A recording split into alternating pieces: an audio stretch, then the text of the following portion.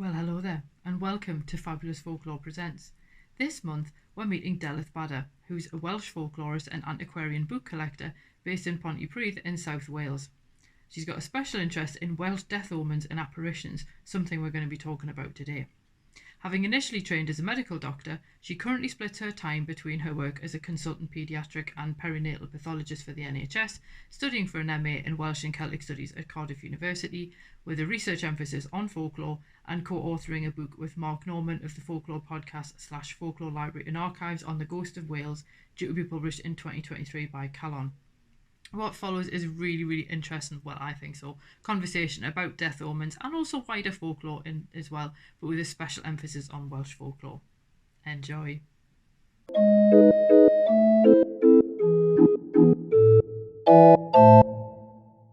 So, welcome to Fabulous Folklore. Hiya. Are you glad to be here? I'm very glad to be here. Thank you for the invite. Yeah, I thought this would be quite an interesting topic because actually I should have explained, and I'll start that again. I'm going to put this out between Christmas and New Year. Oh, okay. You know, in the dead days. Yeah. Well, I just thought it would be quite a good topic for that. So yes. when I'm referring to like this time of year, then that's what I mean, not Christmas. Okay, fine. So I'll start that again because I cocked that up anyway. So yeah, no problem. Hello and welcome to Fabulous Folklore. Hi, AC. How are you doing? I'm not too bad. So we're just going to jump right into this, I think, because why wait? And I did think this was going to be a good topic for this time of year because when better to talk about death omens than between Christmas and New Year. So you specialise in death omens and Welsh folklore, yes? Yeah. So my sort of main interests are death omens and apparitions in Welsh folklore. So a few death omens, a few ghosts. So what actually brought you to that area of sort of interest?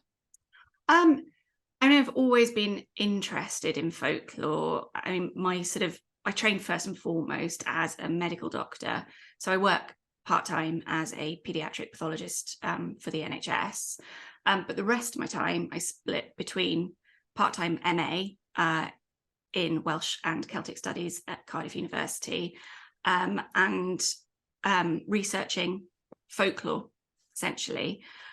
I mean, I guess I've always had a slight obsession in the paranormal. My dad used to record Hammer horror films, like creaky old black and white films for me, essentially, when I was little. So it's probably stemmed from there. But at least now I've got the time to be able to dedicate to it properly, hence why I'm doing the MA. Cool. So with all that being said, what would you say are the most popular death omens in Welsh folklore?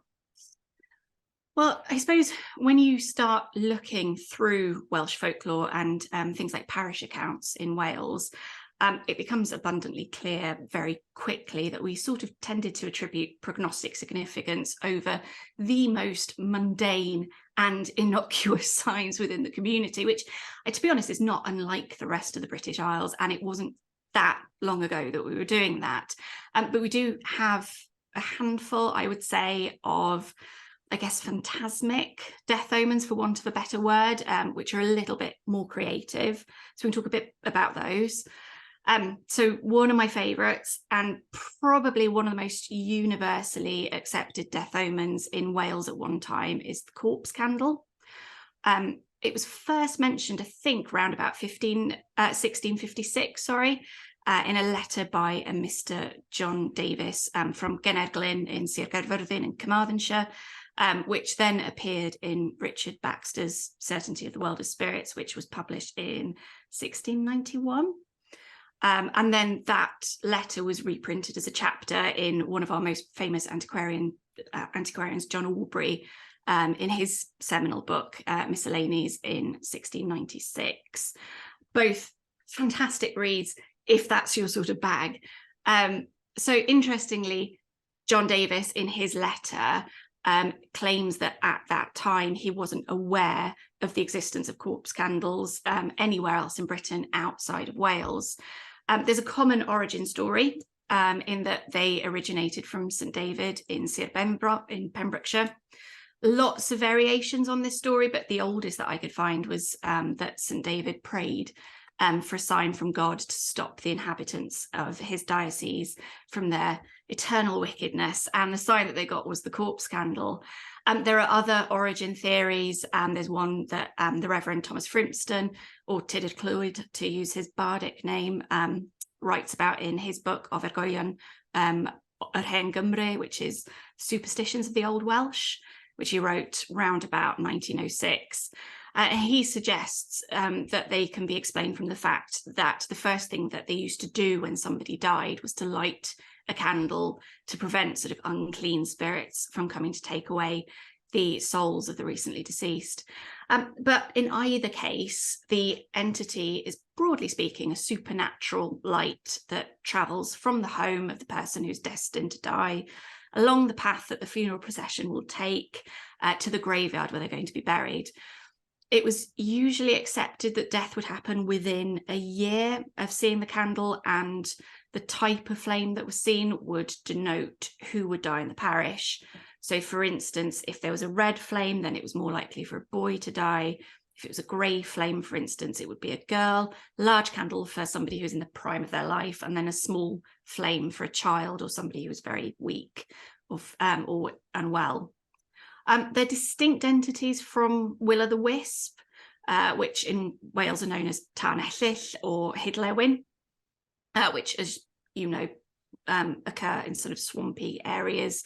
And even by the end of the 19th century, sort of our antiquarians and folklorists were discussing these in terms of a natural phenomena, whereas the corpse candle was very much a supernatural entity still.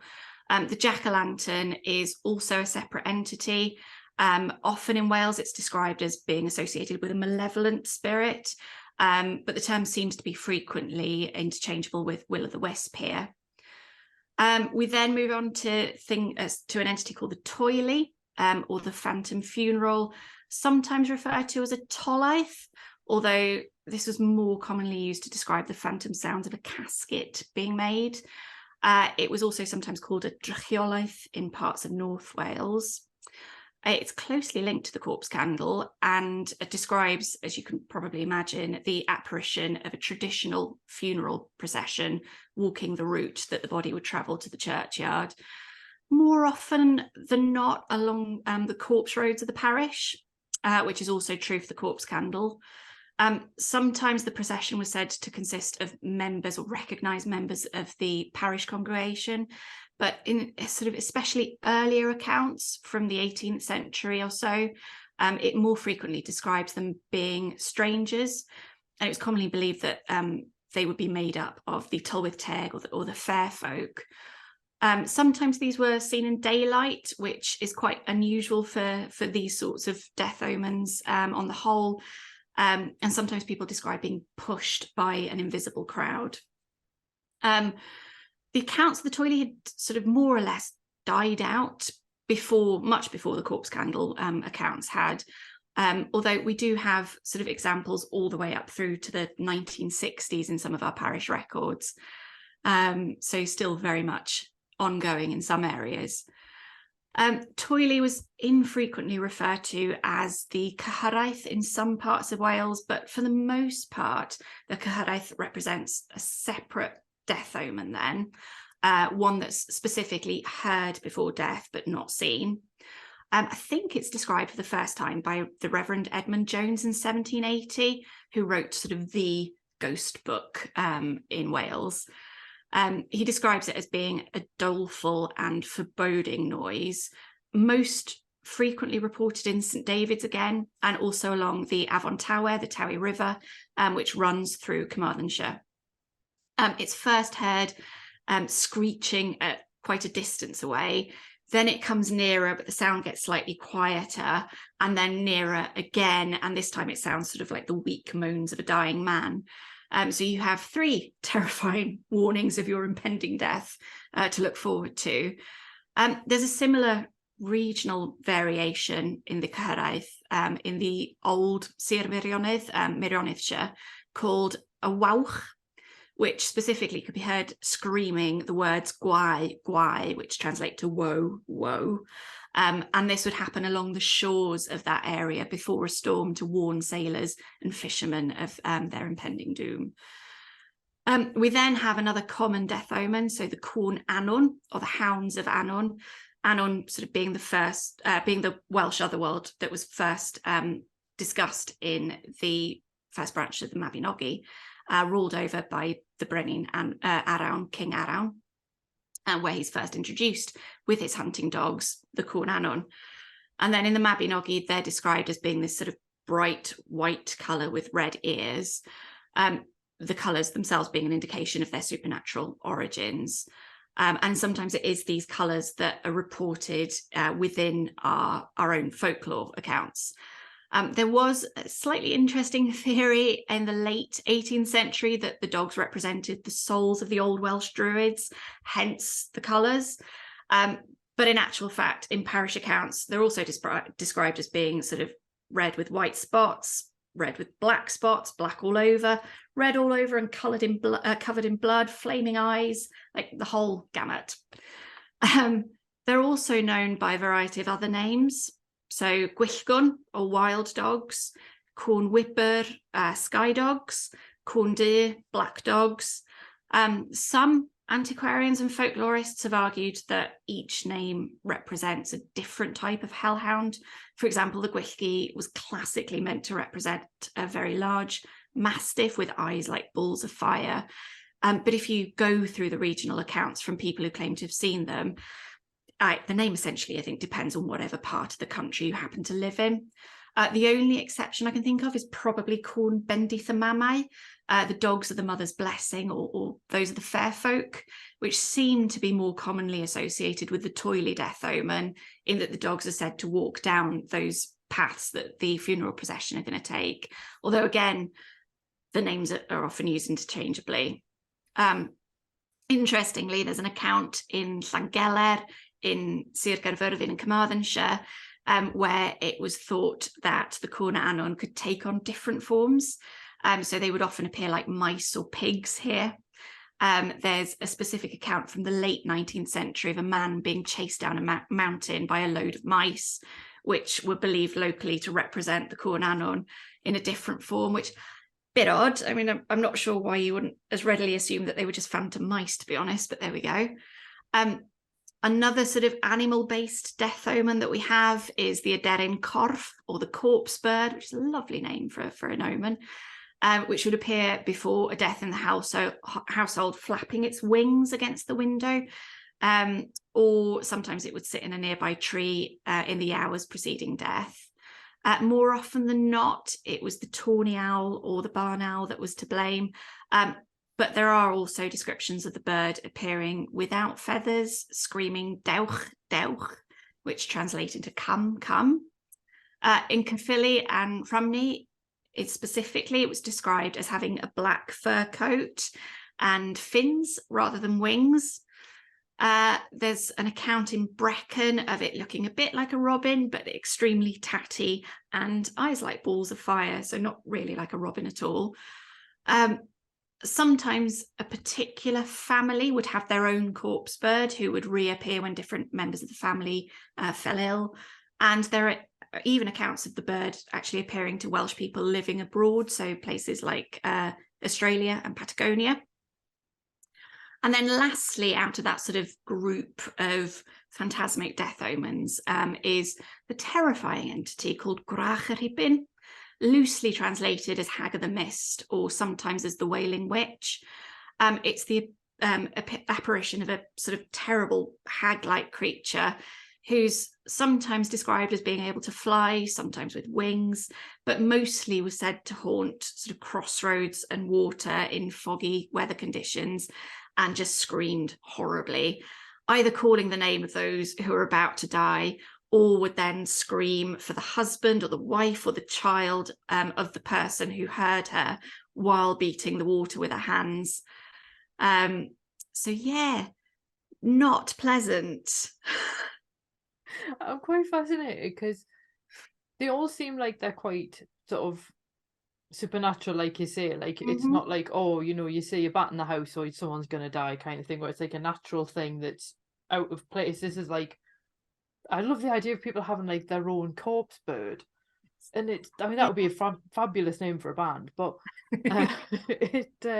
so would you say that those ones are really different from ones that you find elsewhere in the British Isles, or are they just a different form, would you say?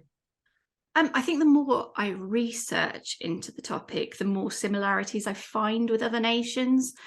So there's obviously quite a lot of crossover with our Celtic cousins in Ireland, Scotland and Cornwall and places like that. The more obvious example being the Gwrach yr Rhibyn that I've just talked about, and the Banshee. In Wales, there's another death omen called the Lledrith, which I gather is the equivalent of the Irish fetch. And obviously there's black dog folklore across the whole of the British Isles. I mean, you're probably more familiar with the ones outside of Wales than I am. And also, as you were saying, we still have there's a bat in the house, so somebody's going to die, or there's loads of different types of bird omens that we rely on, or that we relied on rather. I feel quite sorry for birds in quite a lot of folklore, because they seem to get a bit of a bum deal. And Yeah. also the thing that fascinates me is how, because we've got like black dogs in the northeast, but are there any sort of related to cats? Because I personally would have thought a cat would have made a better death omen, because cats will cat. But it always seems like it's dogs that get that job instead. Yeah, it's very much dogs. I think it depends whose work you read. So there are certain Welsh folklorists who have written that cats are very good luck, especially black cats. And then the next person you read will point out, no, the black cats are terrible luck and you should never let them near the house. So I think it very much depends on the area that you happen to be living in. Yeah, quite a lot of people just don't like cats as well. So I think that And there's that, yeah. So what would you say are some of the biggest misconceptions that people have sort of about death omens? Because I mean, I've heard some doozies about banshees in particular, but just what are the worst ones you've heard? I think most of the misconceptions arise from sort of combination of mistranslation, misrepresentation, and overgeneralization. And I don't think this is just isolated for our death omens. I think this is true to varying degrees for most of our folklore customs in Wales. We have this nasty habit in Wales, which is especially prominent on social media platforms, of sort of lumping all of our folklore together under one sort of Welsh folklore banner. So even when a custom is very specific to a particular locality, I always tend to see it when it comes to sort of discussing folklore associated with the big holidays, so things like Christmas, New Year, and Halloween in particular.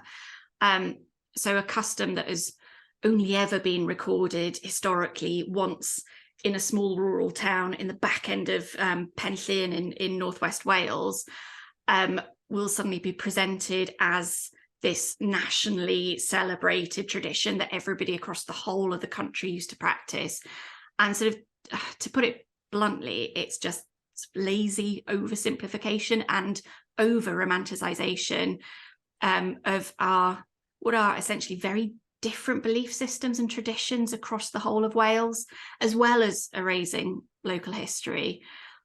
It's a phenomenon that I seem to see associated with folklore of the Celtic nations predominantly. And I wonder whether it's an issue with people using the same sources or just regurgitating what they've already seen on things like Twitter. Although the cynic in me sometimes wonders whether it's just because people can't be asked looking up where places like Rhos Llanelchgog, Pistyll a Trelech actually are. And in reality, it's not something that's new. So 19th century folklore writers like Wirt Sykes and Marie Trevelyan were perpetually presenting over-romanticized and embellished, unreferenced accounts, which often weren't truly representative of the communities they were trying to describe.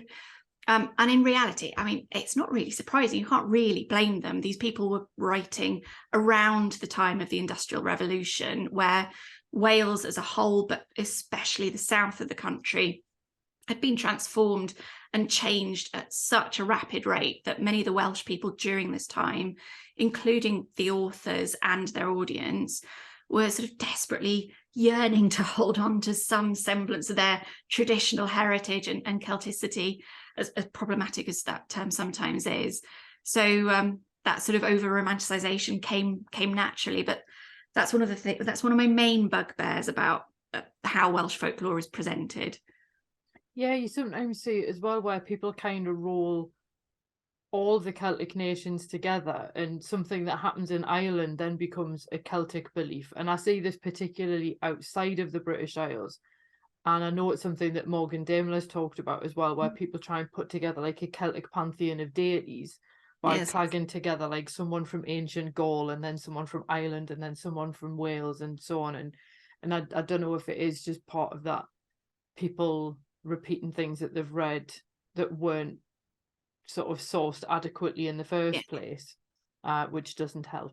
And it's a shame, because I think that you do, it's a bit like a lot of the Halloween stuff, you know, the whole Samhain thing, and you always, and I can't pronounce the Welsh version, I always get it wrong. What's it called again? It's Norse Calan Gaeaf. That's the one. I just always think Welsh sounds beautiful, so I'm like, you know, but you completely lose all the nuance around that if you then just focus on what the Celts did, who famously never wrote anything down. So it's... Yes, yeah, I try to avoid that side of social media because I just feel my blood pressure going up. So, yes. Plus, I think there's the fact that everyone focuses on what ancient Celts did. I'm like, well, the Celts still exist. Yes. There are still Celtic nations now. What are modern Celts doing? Yeah, no, exactly. Oh, anyway, before we go off on a rant about that, why do you think that, like, and this is probably a silly question, but one of the things I find really interesting about folklore is how much there is around like death practices, as in like what to do to ensure it all goes well, how to make sure people don't come back, because obviously you want them to move on wherever they're supposed to go next. And then there's also the predicting your own end or somebody else's.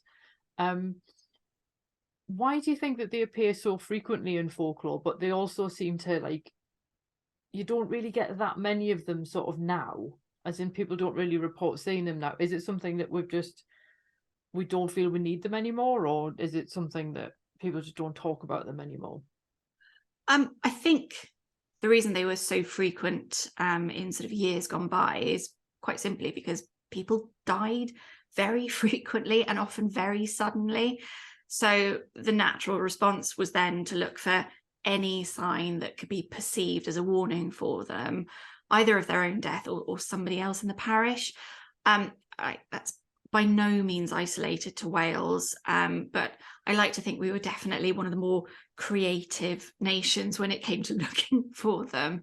I suppose the best example, and one that's really relevant to where I'm sat here in Pontypridd at the moment, is probably the beliefs that the miners held. So I know our lovely cerulean-haired colleague Bethan Briggs-Miller has previously spoken about this for ASAP, and I think she's giving a talk at the ASAP conference later on about mining folklore in general and the beliefs and death omens there. But it's unsurprisingly very, very prevalent in the South Wales valleys in particular, where you often had terrible, high risk and unpleasant working conditions. There's loads of accounts of from colliers who've claimed that their life has been saved by leaving the pits early or not going to work because they saw or dreamt or felt something that they perceived to be a warning. And this could be as banal as seeing a crow or a robin flying over the pit, to hearing the full disaster before it happened. There have been accounts of people being pushed and crushed by invisible crowds, seeing the apparitions of people they knew down the shafts with them, you know, phantom smells, the list goes on. It's interesting that sort of every time there's been a disaster in one of these collieries, there's always some sort of omen that's reported either in the local newspapers or recorded in the local parish records at the time. So it's definitely an interesting topic, but it's a perfect example of, you know, how people who had slightly shorter life expectancies than the average would put a lot of faith into their own gut instinct and their own perception of the signs that they were seeing. Yeah, I think it's quite interesting because obviously the Northeast, well, was synonymous with mining at one point. That's as much as I'll say on that.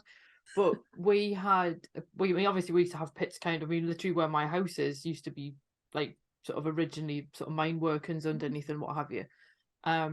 And there was a house up at Denton Burn, which had a Silky supposedly lived there. Oh wow, Apparently, okay. she would leave the house and warn miners of impending disaster. Nobody knows why, like what she got out of it, but Yeah. she apparently was quite sort of, but she was weirdly quite popular in the area as a result. And I just think it is quite interesting how, you know, these little signs and what have you then kind of, I mean, I don't know, I can't find how she appeared to people to warn them. Whereas I think it sounds like the ones you've just described are much more kind of specific and concrete. But I don't know, I just find it fascinating. And you, It is. because we It's get this it in, whole other sort of topic, isn't it? So but we get it in urban legends now, you know, when people sort of say, oh, I had a dream yeah, that something was going to happen. And then, like, yeah. you know, there's some horrible disaster and someone's like, oh, yeah, I dreamt about that. And you're like, helpful after the fact. Yes. But speaking about omens, I think in some ways they do sit quite nicely with ghosts and the supernatural. So, and obviously ghosts are like one of my pet things. How do they stand out in Welsh lore? Like, are they similar to other parts of the British Isles, or again, have you got your own like amazing inventions? Well, I suppose in Wales they're an interesting bunch.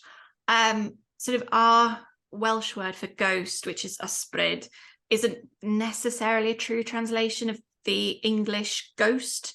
And in lots of the 18th and 19th century antiquarian books and parish records that sort of I spend my time trawling through, it can mean anything from the Tylwyth Teg, the fairy folk, to even seeing angels. So the term covers a very broad paranormal church.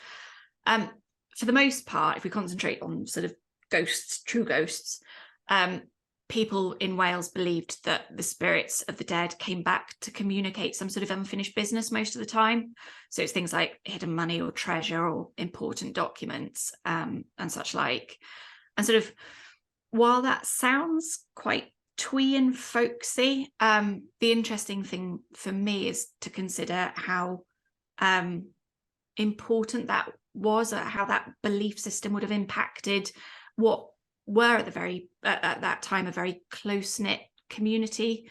And in truth, it was quite a painful experience for families and the wider community to hear that a spirit from, you know, a previous member of the parish had been seen wandering around, because it would mean that there was obviously something disturbing them from their rest. And there are a few poignant examples in our own parish records in Wales of the effect that all of this had on different communities. So there's one particular example in Llanegrin in Gwynedd, where a mother called Nancy William would spend hours apparently walking between the village and the churchyard every night, waiting to see her recently deceased son, so that she could hear his message and put him at peace, because someone in the parish claimed that they'd spotted him soon after his death, which just sounds desperately sad. We also have quite a large volume of lore surrounding ghosts of the living. So the spirits of people being seen when they're not quite dead yet. There are some parish records that are surprisingly very matter of fact about this phenomenon, and they just sort of mention that the spirits of their neighbours have just been seen wandering around when they knew that person was elsewhere at that time. Again, there's a fantastic example in Llanegrin of this happening, where an old woman could be seen in the very early hours of the morning every spring and summer, just jaunting through the fields, despite the fact that everybody knew that at that time in the morning she would still be in bed sleeping. And a lot of the time, actually, they were these sort of visions were regarded as death omens in their own right.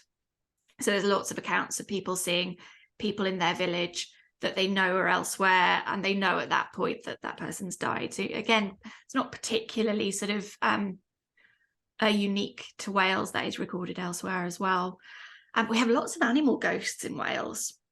So it seems that every parish in Wales during the 19th century seems to have its own sort of ghost donkey or sheep or dog, which are probably real donkeys, sheep and dogs, but interpreted as ghouls. There's a great example in Clunog in Gwynedd of a giant ghost greyhound that stretches from one side of the road to the other. And there's a half man, half goat that used to wander Caernarfon, again in Gwynedd. Down the road from me here in Llanwynno, they had more ghost donkeys than is polite to keep. So that's amazing. Why? I have no idea. For the most part, when you read the accounts, they very much come across as actual donkeys that people have just walked up to in the dead of night and scared themselves silly. But who knows? Who knows? Oh, I like that. I must admit, the idea of a ghost sheep, there's something really quite cute about that. Yeah. And ghost calves seem to turn up a lot as well. You notice that are these all quite pale coloured animals that might glow under moonlight, do you think? Not necessarily. A lot of the dogs tend to be sort of black dogs because that's just how they are. Most of everywhere when you see phantom dogs. To memory, there's definitely one pale ghost calf that wanders around Gwynedd again. Lots of ghost animals in Gwynedd. But for the most part, they're just described as you would see a regular animal. They probably were just regular animals. They do sound very cool, though. I think this is the thing with the when people sort of say phantom dogs, and they're always like mastiffs or something. Yeah. And like, wouldn't really have the same sort of effect if it was a spaniel. We do have tiny ghost dogs as well. Ooh. Yeah, so there was a tiny white ghost dog that used to haunt a particular road in Rhoslanyrchygog. Would sometimes appear as a tiny white dog, would sometimes appear as a giant black dog. I always wonder how they knew it was the same dog. Oh, so do you have a favourite ghost story from Welsh folklore? Yes.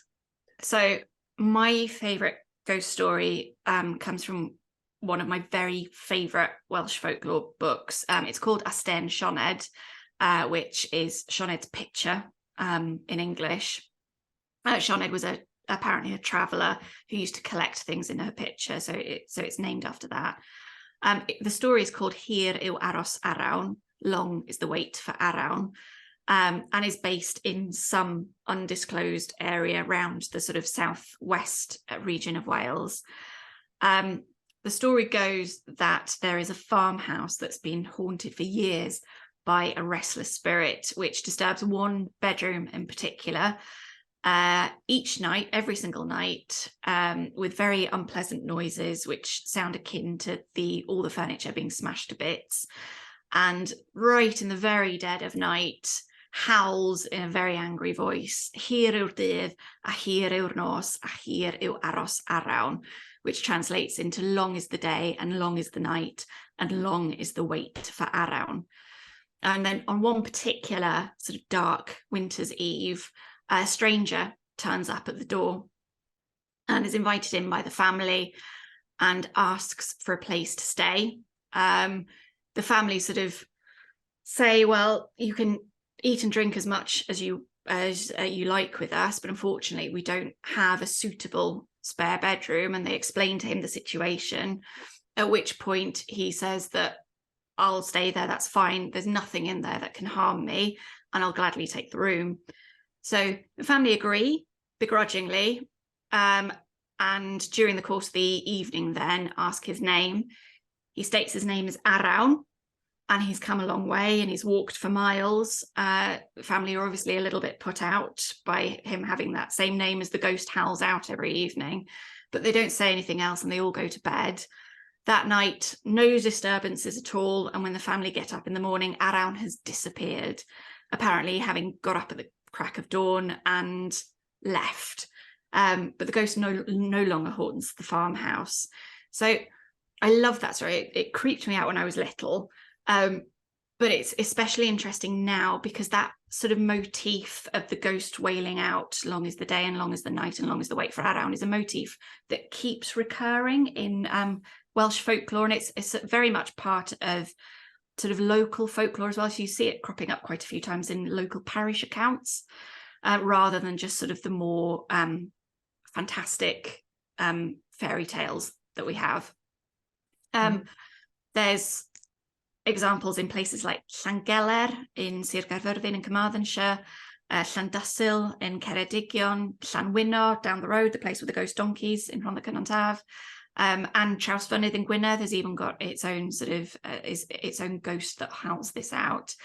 It's unclear where it originates from, whether these spirits were literally longing for Arawn, who, if you look at the tale of Arawn in the Mabinogi through a sort of more Christian lens, he was sometimes referred to as the king of the underworld rather than the other world, and Anon was sometimes sort of seen as the equivalent of hell.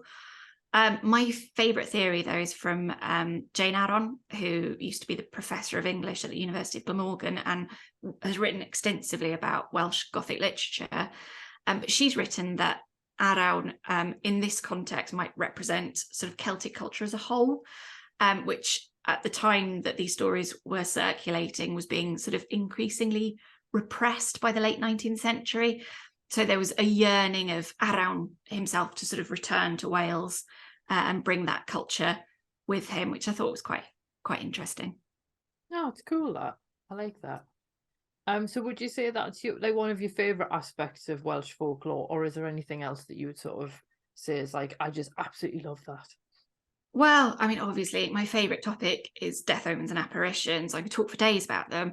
But in terms of sort of my favourite aspect of studying folklore, I love spending hours of my time just reading through the oldest, mustiest, and more often than not, the driest topics imaginable, and then just happening on a piece of folklore, whether it's just a sentence in the midst of a massive book that isn't well known or hasn't ever been recorded anywhere else since that book was first published.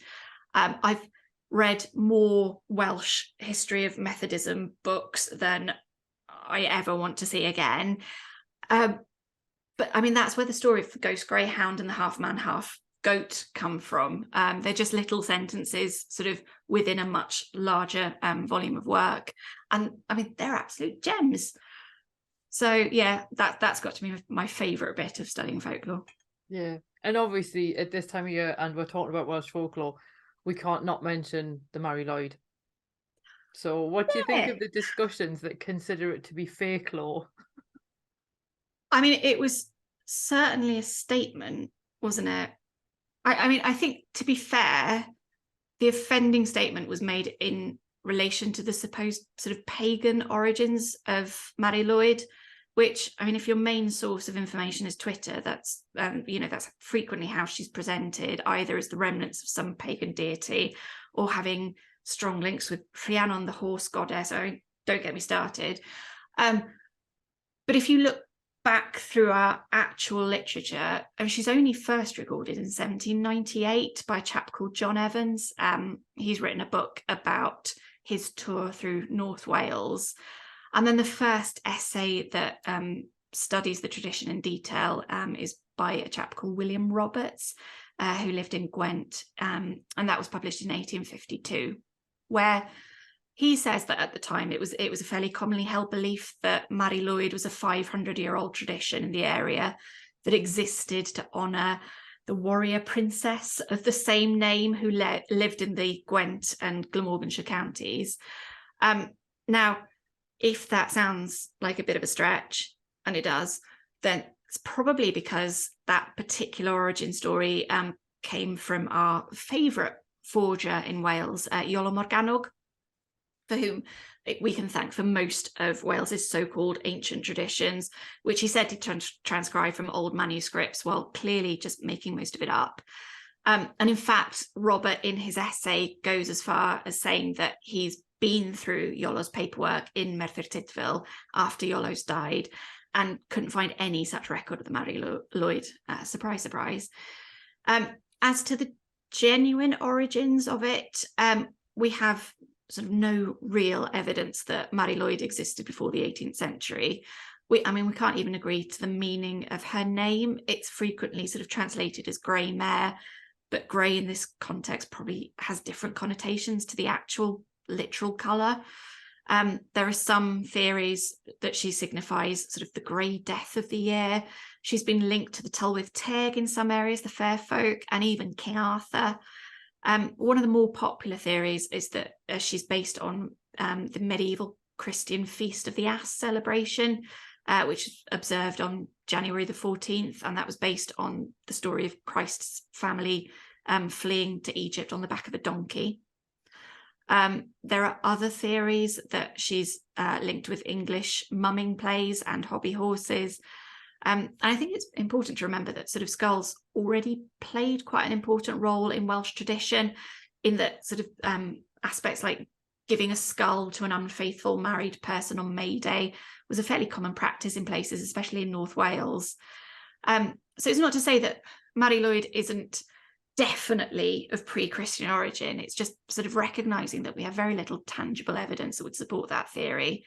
And even so, it's still very old and a very valid example of weird Welsh folklore that's very much not folklore. I think this is something I was sort of thinking of, because you get a lot of people who seem to find that they want to have an ancient origin for things and they want to go back to pre-Christian things. And if I see one more thing of someone going, oh, the Christians stole X from the pagans, I'm always like, which pagans do you mean? Because you know, which it's more which society did the stealing from, or indeed, you know, be influenced by, or whatever it might be. And you know, it's the fact that, to me, like, even if a tradition is only like 150 years old, that's still 150 years old. Like, well, exactly. And I mean, everybody creates their own traditions all the time. Like, people have traditions on how they celebrate Christmas and New Year, and you think, well, they might only be within your lifetime, but they're still valid. So I don't get why there's this thing of, oh, it has to be ancient to have value, because it's like, well, I mean, lots of things from the ancient world we wouldn't want now. So, you know, like, I mean, intestinal parasites. I mean, the death rate can stay where it was. Yeah.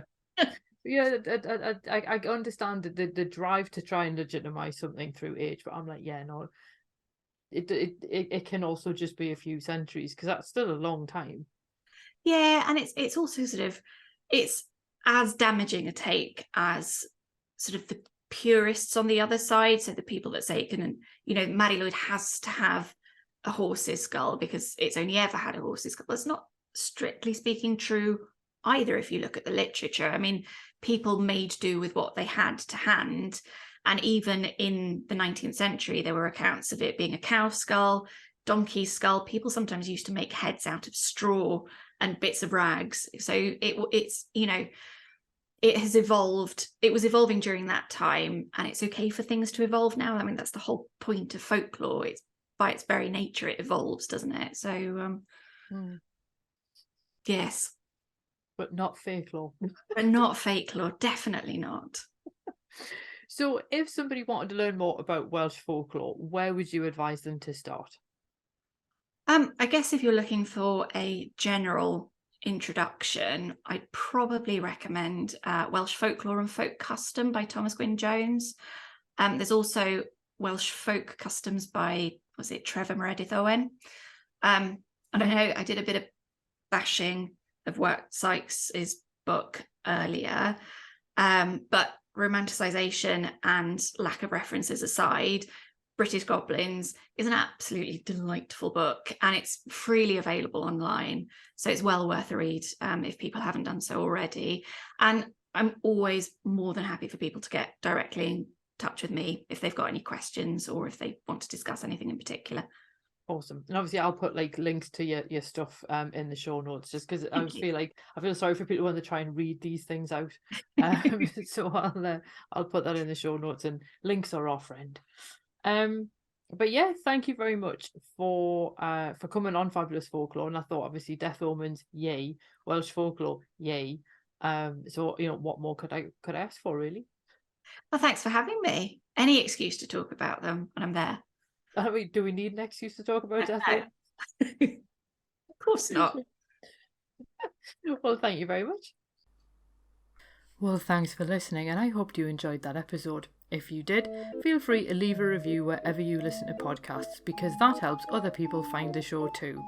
It also takes between 4 and 6 hours to research, write, record and edit these episodes, so if you want to help support my time in doing that, then you can buy me a coffee.